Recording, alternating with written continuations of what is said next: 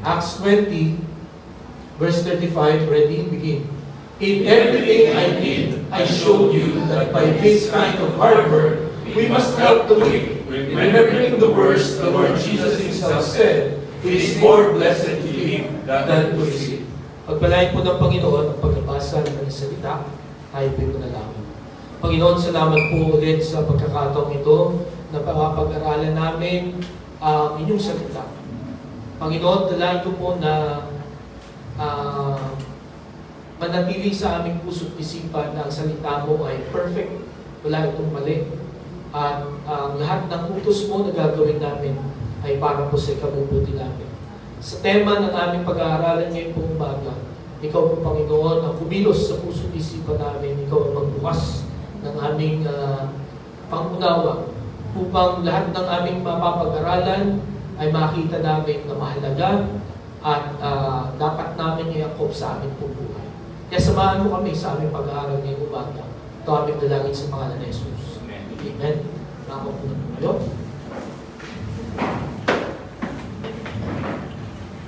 Habang pinag-aaralan ko po itong ating mensahe ngayon pong umaga, ako po ay nag-Google. Hindi naman Google. Tinype ko po o nag-search or tinype ko po sa Facebook itong word na ito, hashtag blessed or blessed. Sa inyong pagkakaunawa, every time you see this word, ano po ang pumapasok sa isip niyo? Blessed. Pinagpala o mapalad. Are you blessed this morning? Amen. Amen. Bakit? Ang sinabi niyo. Madalas, kung titingnan po natin sa dictionary, pag nakita natin ang sinabing, pagka nakita natin itong salitang ito, blessed, ibig sabihin, you have received something. Di ba? Kaya nung ito po ay aking tinype sa Facebook, ito po ang mga nakita ko. Yung may hashtag the blessed. Ayan. Si Basilio Pebre, hindi ko alam kung sino to. Pero sabi niya, thankful siya or blessed siya kasi nakapamasyal siya. No? Pangalawa, itong si Bing Suli, thank you Lord sa blessing ng mga itlog. No? And then pangatlo, itong si Deepak Tanggrin, na taga sa amin ito. Pero nagpapasalamat siya kasi nakatanggap siya ng panalo, ng victory. Mga patingin po umaga, basta nababasa nga natin ang salitang blessed or blessed. Ang lagi nating ang lagi pumapasok sa isip natin ay kung ano yung natanggap ko. Pero ngayong umaga mga kapatid, merong bago na tinuturo ang Panginoon. Of course, natutuwa tayo pagka meron tayong natatanggap, di ba? At we can say that we are blessed. Pero yung pag-aaralan natin na sinabi ng Panginoong Kristo, you will be more blessed by doing something. No? At ito ay by giving. Doon sa Philippians dito sa Acts chapter 20 verse 35, ang sabi ng Panginoong Kristo, it is more blessed to give than to receive. No? Mapalad ka rin kung ikaw ay nakatanggap ng something, especially pagka Christmas, no, lapit ng Pasko, no. Hindi ko alam kung may nagbibilang sa inyo kung tuwing Pasko, kung gaano karami ang natanggap na regalo, kung gaano karami ang natanggap na pera. No, nung mga bata kami, ayokong magpasukan. No, sapagkat sigurado, pagka nagpasukan, yun ang usapan lagi namin mag-aklase, magkano ang napamaskuhan mo? Eh ako noon, 20-20 lang lagi ang ibibigay sa akin ng ninong ko. Pero yung kaklase ko na anak ng attorney, ay puro ubi yung dala niya. Ang binibilang niya. Kaya ayaw na ayaw kasi yung mga kaklase ko, ang dami nang natatanggap nila. But, ang gusto ko pong makita natin ngayon pong umaga, ang prinsipyo ng Biblia, para mas pagpalain ka pa, which is, I believe this morning, mas gusto natin, di ba? Do you want to be more blessed? Amen? Or satisfied na kayo sa blessed? We want more. Di ba? At yan ang gusto na ituro sa atin ng Panginoon ngayon pong umaga. Di ba? For,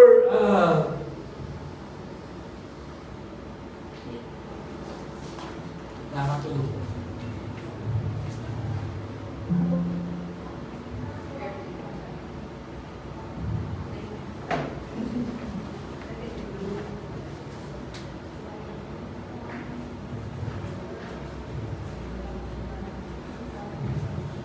Yan. Okay.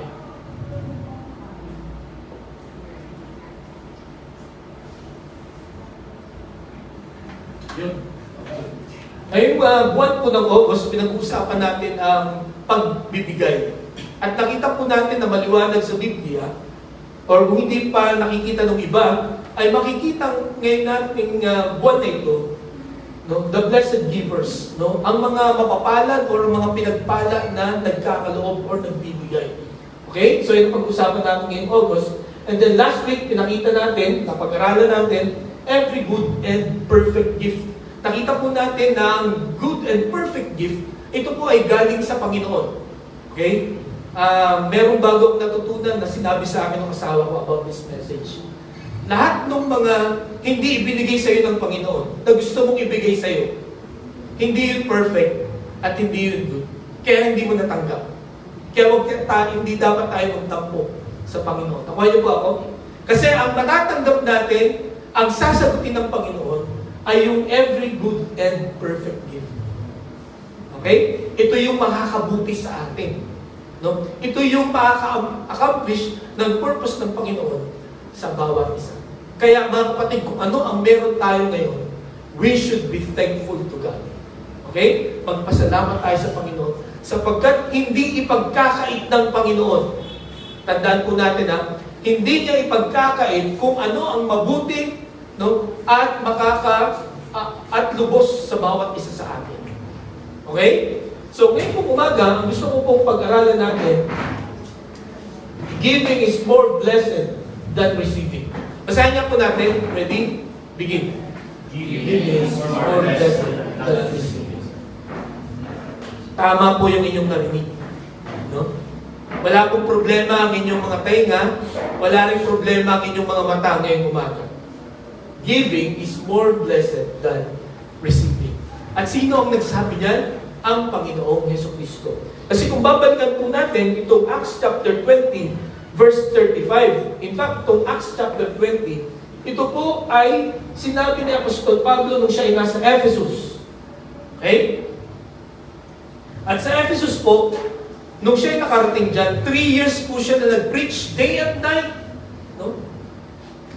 Kanyang ipinangaral ang Panginoong Jesucristo na makilala ng mga tao. Kaya lang, dahil sa nawawalan na ng business, no, yung mga tao doon, dahil nagtitinda sila ng mga ribulto, maraming mga tao sumasamba na kay Christ, sumusunod na kay Christ, hindi na sila sumasamba sa mga Diyos-Diyosan, nag-create ng fake news. No?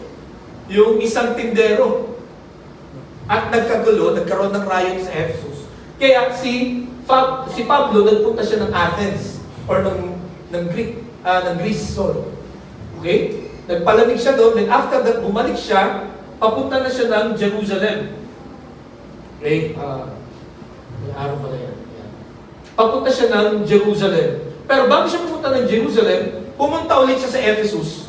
No? At ito sa chapter 20 ng Acts, ito yung kanyang tinatawag na mi ultimo adios. No? This is his farewell speech to them. No? Na sinasabi ni Apostol Pablo, hindi nyo na ulit ako makikita. Imagine that, sabihan ka ng gano'n. No? Pagkatapos ng 3 taon na araw-araw, gabi-gabi, nagpipreach siya, araw-araw, kasama niya yung mga believers dito, biglang sinabi na, ito na yung last natin na pagkikita. Anong mararamdaman niyo pagka gano'n? Diba? Malulungkot ka, actually, nag-iiyakan sila dito. Pero meron siyang iniwan, no, na prinsipyo na dapat gawin ng mga efficient believers. No? Kung sakaling hindi na sila ulit magkita, sa kanilang pagpapatuloy bilang mga tagasunod ng Panginoong Jesucristo, dapat yun, no, yung ating pag-aaralan ngayong gabi, o ngayong umaga, giving is better than receiving. No? Kasi pinakita dito ni Apostol Pablo, no, sa mga talatang ito, ang sabi niya, I serve the Lord with great humility and with tears and in the midst of severe testing by the plots of my Jewish opponents. You know that I have not hesitated to preach anything that would be helpful to you, but have taught you publicly and from house to house. I have declared to both Jews and Greeks that they must turn to God and in repentance and in faith in our Lord Jesus. So ganito ka-dedicated, no? Si Apostol Pablo sa kanyang pag-share ng gospel sa mga Ephesian believers. Kahit na delikado, no, ay tuloy pa rin siya. And then nasabi niya dito sa verses 33 and 34, I have not coveted anyone's silver or gold or clothing. You yourselves know that these hands of mine have supplied my own needs and the needs of my companions. So, gusto ko makita natin ito, no? Nung naglingkod si Apostol Pablo doon sa Ephesian Church, nung sinare niya ang gospel, no, sa both Jews and Gentiles, hindi siya nagpa-support. No? Hindi siya humingi ng support sa Ephesian Church. Ano ang ginawa niya? Ang sabi niya, you yourselves know that these hands of mine have supplied my own needs and the needs of my companions. Kung babasahin po natin yung mga previous chapters, nag-tent making siya. Ano ibig sabihin nun? Gumawa siya ng tent, nagtrabaho siya. No? Na ang trabaho niya ay gumawa ng tent at ibebenta yun para yung kikitain doon, yun ang gagastusin niya at yun ang itutulong niya. Ang sabi niya dito, I have not coveted anyone's silver or gold or clothing. Hindi ako nanghingi sa inyo ng kahit anumang kayamanan o damit. Ano po ang point dito ni Apostol Pablo? Kasi noong unang mga panahon, ang reason kung bakit yung mga leaders, yung mga religious leaders ay nagbe-preach, para bayaran mo sila. Diba? Para bayaran mo sila. Nung hindi sila pre-preach pag walang bayan. Okay? Parang ano, no? Lagi ko naalala sa mga si Michael Jordan.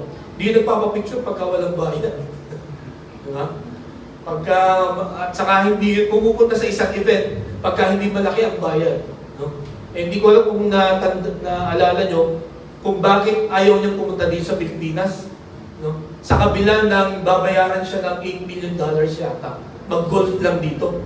Ayaw niya. Kasi una, maliit yung bayan. Pangalawa, delikado daw dito sa atin. Okay? Pero ito si Apostol Pablo, gusto niyang ipakita, I gave my best, no, in serving you, kahit na walang bayan. Okay? Hindi katulad ng ibang mga leaders, no, na pinapakinggan ninyo, na inuuna nyo. Kailangan mong bayaran sila. And then pagdating dito sa verse 35, in everything I did, I showed you that by this kind of hard work, we must help the weak. Remembering the words the Lord Jesus Himself said, it is more blessed to give than to receive. Ano po ang ibig sabihin? Bakit hindi nagpapabayad si Apostol Pablo? No? Sapagkat para sa kanya, naalala niya yung turo ng Panginoong Jesucristo na mas maigi, no? Mas mapalad ang isang tao na nagbibigay kaysa tumatanggap. As I've said, hindi naman ibig sabihin na pagka may binigay sa'yo, ay, hindi sabi ni Pastor Eleno, ano daw, daw tatanggap. Hindi po yun ang point dito. No? At hindi rin ang point dito ay kasalanan tumanggap. Okay? Ang point po dito, sana, pagka tayo po ay tumanggap, nasa isip din natin magbigay. Kasi marami sa atin, tanggap lang ng tanggap. No? Bakit ako pupunta dyan? Anong makukuha ko dyan? Wala akong makukuha dyan, kaya hindi na ako pupunta dyan. But, ganun lagi ang thinking natin eh. No? Ano ba ang makukuha ko dyan? No? Anong mapapakinabangan ko dyan? Ano ba ang mangyayari sa akin pag pumunta ako dyan? Di po ba? Pero si Apostol Pablo, imagine sa Ephesus, nung siya ay nag-preach, nagkaroon ng riot, no? Although maraming mga sumumpalataya sa Panginoong Yesus, no? Pero ang nagkagulo, no? Muntik na silang patayin. Pero still, nagtuloy pa rin siya. Binigay pa rin niya yung best niya sa kanyang pag-preach. because of this principle of the Lord Jesus Christ. Mas maigi ang magbigay kaysa tumanggap. Ngayong umaga mga kapatid, ito bang prinsipyong ito ay kayang tanggapin ng ating sistema ngayong umaga? Kaya ba itong tanggapin ng ating isip at ng ating puso? Kaya niyo bang tumanggap once pero magbigay ng twice? Oops. Ano ba? Thrice. Kasi sabi dito, it's more blessed to give than to receive. By the way, the meaning of blessed dito, sa Hebrew word, ang ibig sabihin niya ay happy. No? At yung cause ng happiness dyan ay dahil sa ginawa mo at sa resulta ng ginawa mo. So, kung itatranslate natin ito, based doon sa meaning ng Hebrew, you will be happy or you will be happier when you give than receiving. Masaya pagka may mga natatanggap ka, di ba? Yun nga, pagka Pasko, masaya pagka yung regalo sa palabutan, no, sa office ninyo, ay para sa'yo. No? Napakasaya pagka ikaw yung nabunot, no, sa palabunutan. Tuwang-tuwa ka kahit sabon lang yung matatanggap mo, kahit ang dami mo ng sabon sa bahay. Pero dahil yan ay gift, masaya ang matatanggap. Pero dumating na ba sa punto ng buhay ninyo na mas masaya kayo? Mas masaya kayo na nakapagbigay kayo. Like ganito. Kung halimbawa, sa Christmas party, ikaw lang hindi nakatanggap ng gift. At pinaghandaan mo yung gift na ibibigay mo. Tapos yung nakabunot sa'yo, nagkasakit, absent. How would you feel? Kung ikaw lang yung hindi nakatanggap. No? Yung mga kasama mo ay nagsasaya kasi ang kaganda ng mga gift na natanggap nila. Tapos ikaw, anong mararamdaman niyo? Ang sakit, di ba? Pero with this principle, mga kapatid, mag-iiba yung ating tingin sa mga ganitong sitwasyon. Ang ating magiging thinking ay, mas masaya ako kasi nakapagbigay.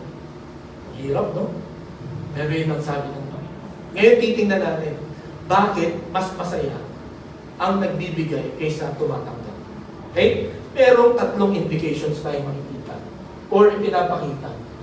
No? Kung dumating na sa punto ng buhay natin na mas gusto natin, mas masaya tayo pag nagbibigay kaysa tumatanggap.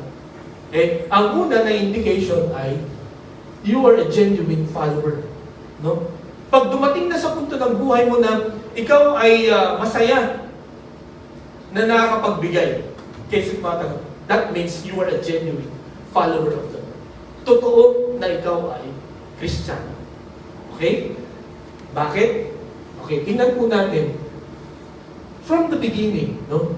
Ang Panginoon ay pinapakita na sa atin that He created the heavens and the earth.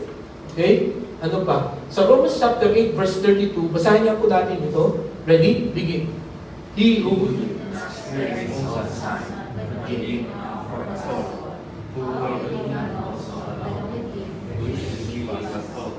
Okay, thank you. Mga kapatid, ganito po ang gusto kong makita natin sa mga talatang ito.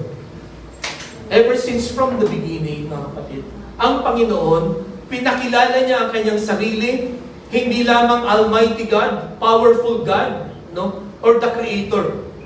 Kundi from the beginning, based dito po sa mga talatang ito, sa Old Testament and sa New Testament, ipinakita niya that He is not just an Almighty God or powerful God, but He is also a generous giving God. Di po ba? Ang Panginoon ay nagbibigay, mapagbigay, no? Mapagpala siya, no? Sa bawat isa natin. Kung isa-summarize natin, kung titingnan natin ang Bible, no? Hopefully sa December 10, marami sa atin ang makakatapos sa pagbasa ng Bible. Alam niyo, ang aking napapansin so far, God is a generous God. No? Generous giving God. Hindi niya tayo tinipid at hindi niya tayo titipirin. No? sa kahit anong bagay na pangangailangan natin. Katulad na lang po ng sinasabi ng talatang ito. Bakit tayo magiging follower or genuine follower through these verses? Because God is teaching us, no? God is telling us this morning that He is God, giving God. He's a generous God. Okay? At yun ang gusto niya na matutunan natin ngayon. Na sundan natin.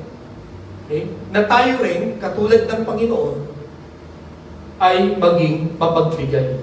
No? Sapagkat ang Panginoon, wala siyang ginawa. No? Sa buong history ng human race, kundi magbigay. Magbigay ng pangangailangan natin. Creation, in our salvation, at maging sa pang-araw-araw nating pangangailangan. Sabi niya, graciously give us all things.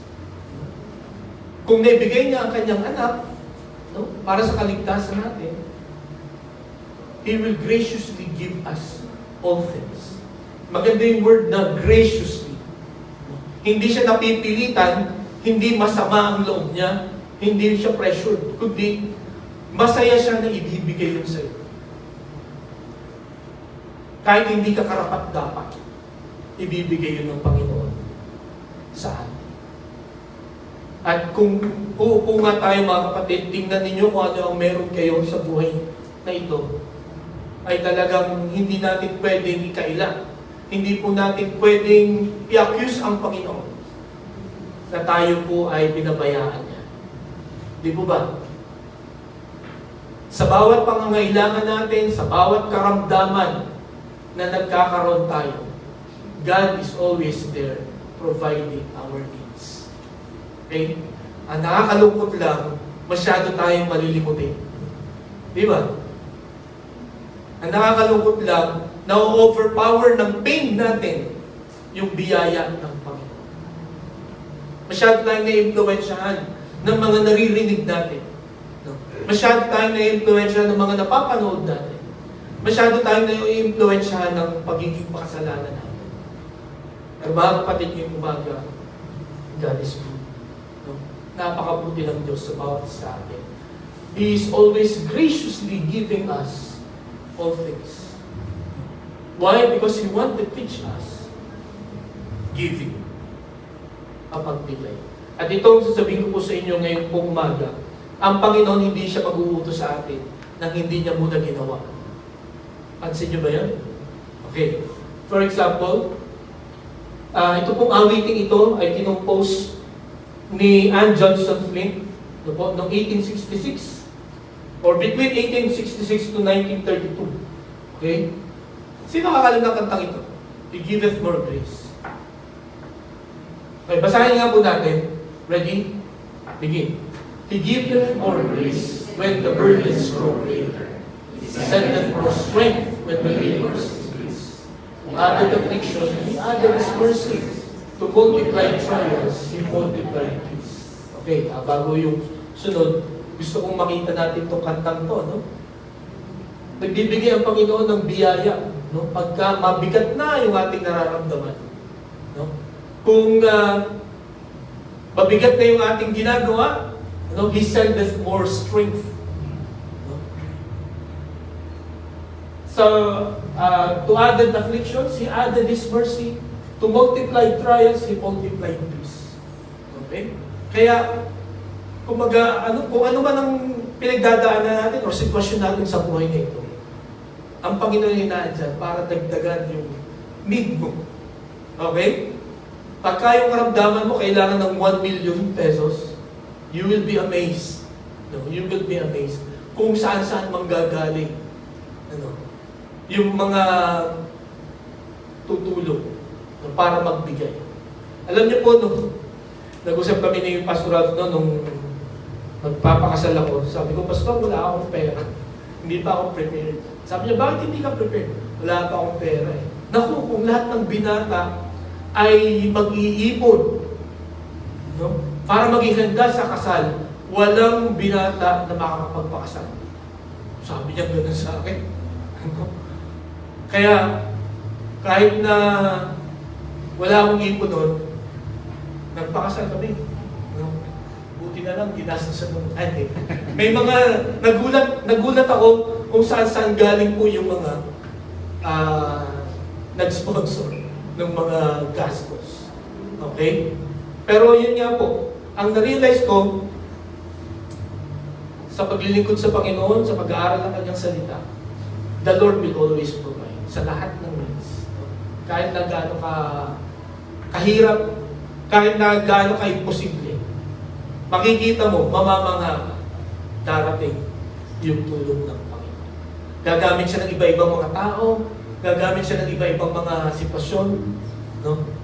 Para ibigay sa iyo yung tulong na kanyang ipinangako.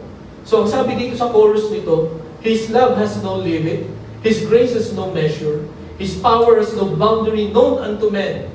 For out of His infinite riches in Jesus, He giveth and giveth and giveth again. Ang Panginoon ay magbibigay, at laging magbibigay sa atin. Tandaan po natin yan, mga kapatid. Diba? Bakit niya ginagawa ito? To teach us how to give. To teach us that giving is more blessed than to receive. At kung yan po ay madidevelop sa ating pagbuhay, it shows that we are a genuine follower of the Lord. Ngayong umaga, are you a genuine follower of Jesus? Ang kailangan po natin, yun nga po, pagdiwalaan natin ng Panginoon. When it comes to our finances, when it comes to our resources. Okay? So, ang sabi sa Matthew chapter 28 verse 20, kung ang Panginoon ay nanghihingi sa atin ng oras, yan ang sabi ko kanina, ang Panginoon, pagka may hiningi siya sa atin, sinisiguradong naibigay na niya yun. Ano? Naipakita niya yun sa atin. So, when God asks us for time, ganito niya ipinakita sa atin yung pagbibigay ng oras. Nasundan niyo po ako? Sabi dito, I'm teaching them to obey everything I have commanded you, and surely I am with you always to the very end of the age. So, ang Panginoon, no, nagbigay siya ng, palagay niyo gaano kalaking oras to, na binigay ng Panginoon. I will be with you until the very end of the age. Diba?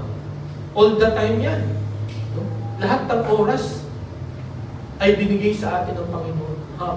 Habang ikaw ay nabubuhay or habang may buhay sa mundong ito. Tapos, hindi lang yan. Ito pa. Ang sabi sa 1 Thessalonians chapter 4 verse 17. Basahin nga po natin. Ready? Begin. After that, we who are still alive and are left will be caught up together with them in the clouds to meet the Lord here. And so we will be with the Lord forever. After this life, makakasama pa natin ang Panginoon forever. He will give us time. Di ba? Pero mga kapatid, ngayong umaga, gaano kahaba ang hinihingi ng Diyos sa bawat isa sa atin? Alam siguro natin yan. Kayo mga kasagot to. Pero ang tanong ay naibibigay po ba natin? Ang Panginoon, lahat ng oras pinagkaloob niya sa atin. Kaya sa tingin ninyo, unfair ba ang Diyos? Or cruel ba ang Panginoon to ask for our time? Is it cruel? Diba? Hindi. No? I think He deserved our time. Deserved ng Panginoon yung oras natin. Kumbaga, dapat lang natin na ibigay sa Kanya. Because He has given a lot. No? Sabi nga ng awit, He giveth and giveth and giveth. Okay? Kung tayo naman ay kung ang Panginoon ay nagdidemand ng effort, no? Hindi ba effort ito? No? In the beginning, God created the heavens and the earth. Walang sino mang tao, no? Ang makaka-create, kahit nga ng puno eh. Hanggang ngayon, yung cloning ay talagang pine-perfect pa. Kasi wala talaga silang, hindi talaga nila kaya. Kaya siguro nilang gawin yung form, pero yung soul, Hindi sila pwede makakreate. No? Kaya lang ng tao ay robot. Pero human beings, it's only God. No? Ang Panginoon lang. At ang sabi pa dito, He who did not spare His own Son, but gave Him up for us all. Effort to, di ba? Matinding effort ito na binigay sa atin ng Panginoon. Kaya when He asked us for our best, do you think God is cruel? God is unfair. Di ba? Do you think God is too much pagka humingi siya ng effort sa atin? Kaya mga kapatid, sa paglilingkod natin sa Panginoon, let us give our best. Sa pagkakaloob natin sa Panginoon, let us give Him the best. Sometimes, ang mga binibigay natin ay yung mga amoy isda, na pera, yung mga busog na, o kaya yung mga binibigay natin, yung mga luma na, yung mga hindi na natin gagamitin, na paglumaan na natin, di ba? I can say kasi sometimes ganun ako. Pagka wala na pagka hindi na ginagamit itong bagay nito, dali natin sa church. Walang gamit pa yan doon. Bakit hindi natin bigay sa Panginoon yung brand new? Di po ba? He deserves it, no? Sapagkat binigay niya yung the best sa bawat isa sa atin. So, when He is asking us to give our time, to give our effort, sinisigurado niya na siya, na ibigay niya muna yun. Okay? And then, makikita din natin dito, yung pagka hinihingi niya, yung pera, no? Sinasabi niya na, bring your tithes, no? You give your offering. He graciously give us all things. Ang hinihingi lang ng Panginoon sa atin ay portion. Okay? Mapapag-aralan natin yan sa mga susunod. Mga kapatid, ang gusto kong makita natin sa truth na ito, ang gusto niyang ituro sa atin, yun nga po, ang pagbibigay ay mas mabuti. No? Mas masaya kaysa tumatanggap. Okay? Kaya kung halimbawa, wala tayong matanggap, no? Pero may naibigay tayo, sana magbago yung ating attitude about giving. No? Kumbaga, ito yung maging passion natin, to give and give. Sapagkat hindi tayo papabayaan ng Panginoon, hindi tayo pagkukulangin niya. In fact, natutuwa ang Diyos sa atin. Kasi yun ang gusto niyang ituro, no? Sa bawat isa natin. He wants us to be a genuine follower of Him. Okay? Kaya by the grace of God, po, sana sa mga susunod na mga araw, mag-stick sa atin po mga puso at isipan ito. No? It is more blessed to give than to receive. Pagka wala na tayong struggle sa pagbibigay, that means you are a genuine follower of the Lord. Okay po? So, gusto niya pong ipakita rin sa mga talatang ito na ating pinag-aralan that giving is not just an idea. It is not just a suggestion of God. It is the nature of God. Pag tinanggal mo ang giving sa mundong ito, no? Pagka tinanggal mo ang giving sa Diyos, hindi na siya Diyos. Because one of His nature is He is a giver. In fact, He is not just a giver, He is a generous giver. Okay? Hindi katulad nung iba na sinasamba ng ibang mga Diyos-Diyos na walang silang ibang inisip, kundi sasaktan sila ng mga Diyos-Diyos na yun. God is gracious. God will provide all our needs. Kaya mga kapatid, ngayong umaga, tinuturuan tayo ng Panginoon, no, na sumunod sa Kanya. Sa Kanyang example, no, of giving. Okay? At pagka ginawa po natin ito, no, pre-practice po natin ito dito sa ating church. No? Or kahit saan, no, sa inyong trabaho, sa inyong pag-aaral, sa inyong family, sa inyong community. No? Kung ang inyong mindset parati, mas gusto nyo na magbigay kaysa tumanggap. Na okay lang sa inyong magbigay kahit na hindi kayo tumanggap. That means you are a genuine follower of Jesus. Okay po? Mangyayari po yan sa biyaya ng Panginoon. Hindi po mangyayari yan sa effort lang natin. Kasi makasarili tayo.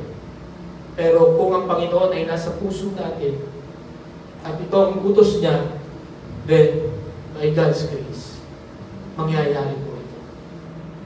And later on, makikita natin yung impact nito. Pagka ito po ang naging prinsipyo natin sa buhay natin. Okay? So, ang unang indication, pagka natutunan mo na magbigay kaysa tumanggap, you are a genuine follower. Second, your faith is growing or growing. You are growing in your faith. No? Tumatatag, no? Lumalago ang iyong pananampalataya sa Panginoon. Okay? So, sabi dito, in everything I did, I showed you that by this kind of hard work, we must help the weak, remembering the words the Lord Jesus Himself said, it is more blessed to give than to receive. Si Apostol Pablo, ito ang kanyang, kumbaga, passion sa kanyang buhay, to help the weak. Yung weak dyan, hindi lamang yung weak physically, but weak spiritually. Okay? Yung mga tao na hindi pa nakakilala sa Panginoon, no, talagang pinupuntahan niya, kahit na delikado. Okay? Sinishare niya yung salita ng Diyos. No? Sabi niya sa Romans chapter 1, I am not ashamed of the gospel of Christ because it is the power of God unto salvation. Okay? Hindi siya nahihiya. Kahit na siya pigilan, kahit na siya takutin, kahit na siya patayin. Talagang binabahagi niya ang salita ng Panginoon. And by doing that, makikita po natin na ang pananampalataya talaga ni Apostol Pablo ay, kumbaga, kung ating bibigyan ng percentage, 100% ng kanyang pananampalataya. Diba? Kasi sabi niya, okay lang sa akin kung tumanggap itong mga ito or kung sumunod kay Christ, basta na ibigay ko, na ibahagi ko ang gospel. And I will do my very best para makilala nila ang Panginoon. Dito po, gusto ko pong makita na in everything I did, I showed you that by this kind of hard work, we must help the weak. Kaya po nagtrabaho si Apostol Pablo that time. Hindi dahil sa kulang siya ng finances. Okay? Hindi dahil sa magugutom siya. Kasi kung pag-aaralan niyo ang Philippians, ang daming nag-support talaga sa kanya. Bakit niya ito ginawa? Bakit siya nagtrabaho? Bakit siya yung hindi easy job ang ginawa niya? Hard work. Okay? To set an example. Kasi itong mga efficient believers na ito, may times in their lives na, uy, pagpapalain pala ako ng Panginoon. Hindi na ako magtatrabaho. No? Manghihingi na lang ako sa mga kapatiran. Diba? Hingi lang sila ng hingi. No? Kaya nga, tinuro niya ito, it is more blessed to give than to receive. You need to work para meron kang pagbigay. Diba? At nung naituro niya ito, nung natutunan na ng mga efficient believers itong, it is more blessed to give than to receive. Kung babasahin niyo po yung buhay ni Apostol Pablo, tapos hindi na siya nag-tent making. Kasi tapos na yung kanyang pagsiset ng example. Okay? So, dito po ay gustong ipakita ni Apostol Pablo na pagka natutunan natin itong prinsipyo ito, ang ibig sabihin, nag-grow na yung ating faith. Tingnan po natin itong kwento ng rich young ruler, no? Yung encounter niya sa Panginoong Kristo. Okay? Sabi dito, just then a man came up to Jesus and asked, Teacher, what good thing must I do to get eternal life? Why do you ask me about what is good? Jesus replied, there is only one who is good. If you want to enter life, if you want to enter life, keep the commandments. Which ones? He inquired. Jesus replied, you shall not murder, you shall not commit adultery, you shall not steal, you shall not give false testimony. Then sabi niya, honor your father, mother, and love your neighbor as yourself. All this I have kept. The young man said, what do I still lack? Jesus answered, if you want to be perfect, go sell your possessions and give to the poor, and you will have treasure in heaven. Then come, follow me. When the young man heard this, He went away sad because he had great wealth. Okay, so marahil narinig na natin itong encounter na ito ng rich young ruler sa Panginoong Kristo. Gusto niya magmalaki sa Panginoon. No? Na ano ba yung commandment ni Moses ang dapat mong sundin para magkaroon ako ng eternal life? So sinabi ng Panginoon yung 10 commandments, no? Thou shalt not, thou shalt not. Nasunod ko na lahat yan. Ano bang kailangan ko? Dito natin makikita mga kapatid, na by following or obeying the 10 commandments, no, hindi mo pa rin masasabi na pupunta ka sa langit. Hindi mo pa rin ma-assure ang sarili mo na pupunta ka sa langit. In fact, yung 10 commandments, mahihirapan talaga tayo na sumunod doon. Okay? Sabi nga, pinapakita ng commandments na ito na talagang hindi natin kaya na pumunta sa langit without the help of the Lord. Okay? Dito, tinuruan siya ng Panginoon. O sige, ganitong gawin mo. Benta mo lahat ng ari-arihan mo, itulong mo sa mga mahihirap, tapos sumunod ka sa akin. Ano reaction nitong rich young ruler na to? Nalungkot siya. Umalis na siya. Hindi na siya nagtanong kay Jesus. Kasi sobrang yaman niya. Hindi niya kayang i-give up yun. But the point here is this. Hindi naman sinasabi ng Panginoon na ibenta mo talaga lahat dyan, no? Kundi tinetest niya kung ano ang mas importante sa kanya. Yung pagsunod kay Jesus o yung kanyang wealth. No? Kaya ba niyang i-give up yun para sa pagsunod sa Panginoon o hindi? Kasi yung paraan na yun, no, kumbaga sinuri ng Panginoon kung magtitiwala itong taong ito sa akin. Sapagkat ang tanging para tayo pumunta sa langit is by trusting the Lord Jesus Christ. Okay?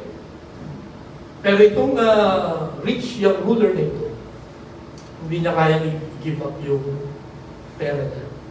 At ang pinapakita rin ng young ruler na ito, he trusted his possessions more than the Lord Jesus Christ. Di ba?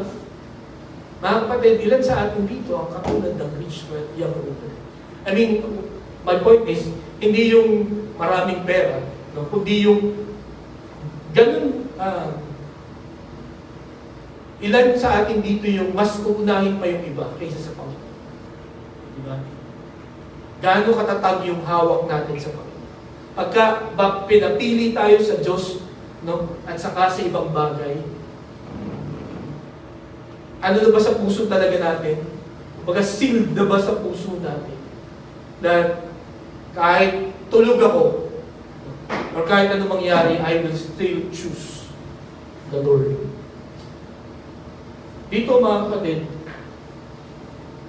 when you have a struggle in giving your possession, it means kailangan mo pang mag-grow sa Panginoon.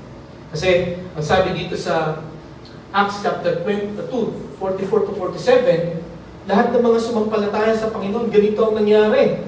Okay, basahin niyo po natin. Ready? Begin. All the believers were together and had everything in common. They sold property and possessions to give to anyone who had need. Every day, they continued to meet together in the temple courts. They broke bread in their homes and ate together with glad and sincere, praising God and enjoying the favor of all the people. And the Lord added to their number daily those who were being saved. Sabi sa verse 45, they sold property and possessions to give to anyone who had need. Okay? So ganito yung ugali ng mga unang believers noon. No? Ganito nila pinagtitiwala ng Panginoon na the Lord will provide their needs kahit na ibigay nila yung kanilang possessions sa lahat ng mga nangangailangan. And you see the impact, sabi sa verse 47, praising God and enjoying the favor of all the people. And the Lord added to their number daily those who were being saved. Nag-grow sila. Not just in quality, but also in quantity. No? Dumami sila. Because of this principle, that it's better to give than to receive. Okay? Itong prinsipyong ito, pagka ito ay ginagawa natin, ang ibig sabihin, our faith is growing. Nag-grow na ang ating pananampalataya. Ang sabi sa 2 Corinthians chapter 9, verse 6, ito po ang picture ng isang tao na nag-grow ang faith when it comes to giving. Basahin niya po natin ulit. Ready? Start. Remember this, whoever sows sparingly will also reap sparingly. And whoever sows generously will also reap generously. Each of you should give what you have decided in your heart, give not reluctantly or under compulsion, for God loves a cheerful giver. Okay?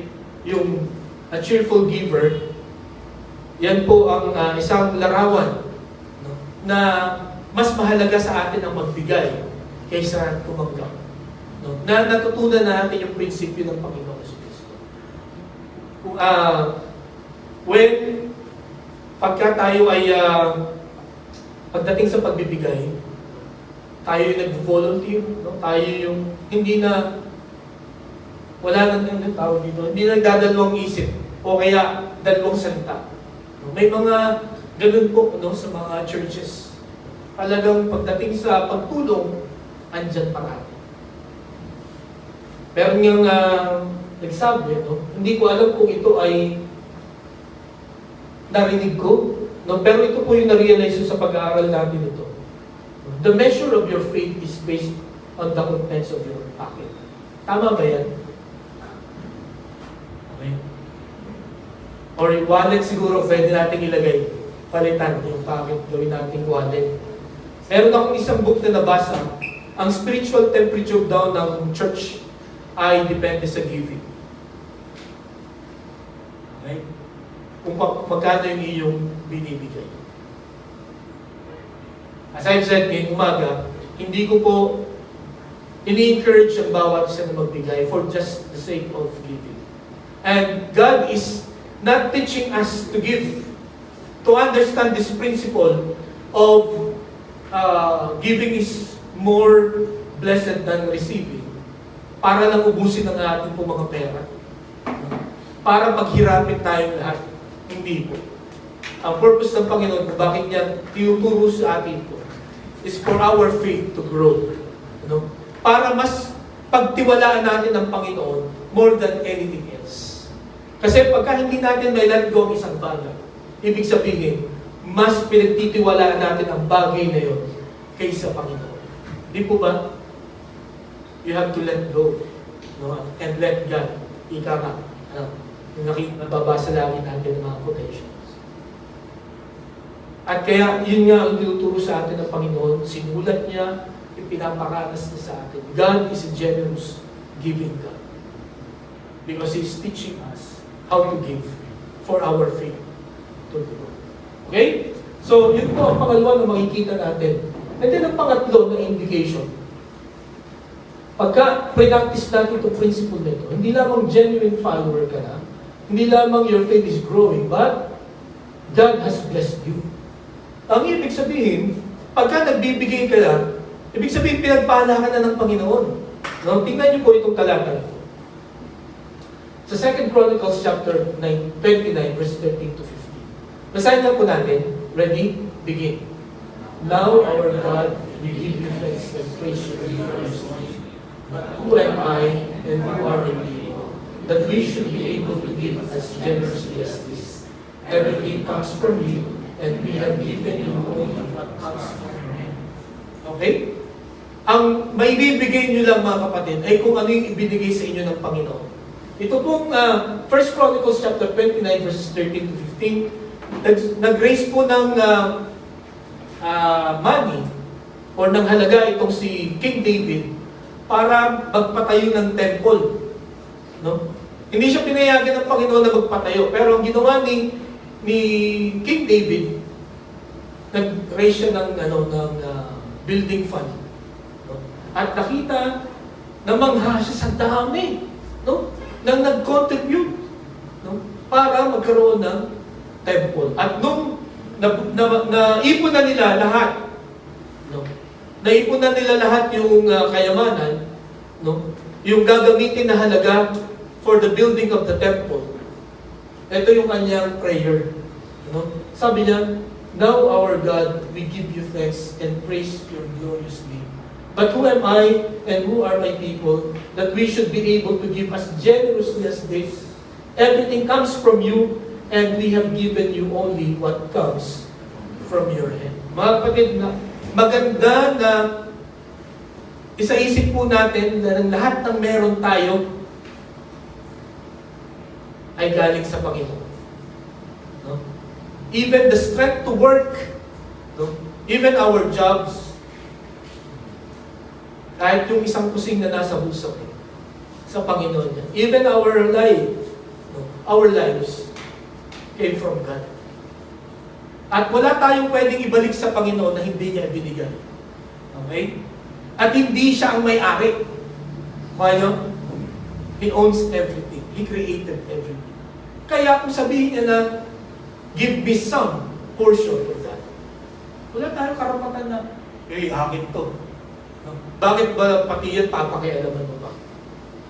Di po ba? Kaya mga kapatid, pagka naging practice na natin to give,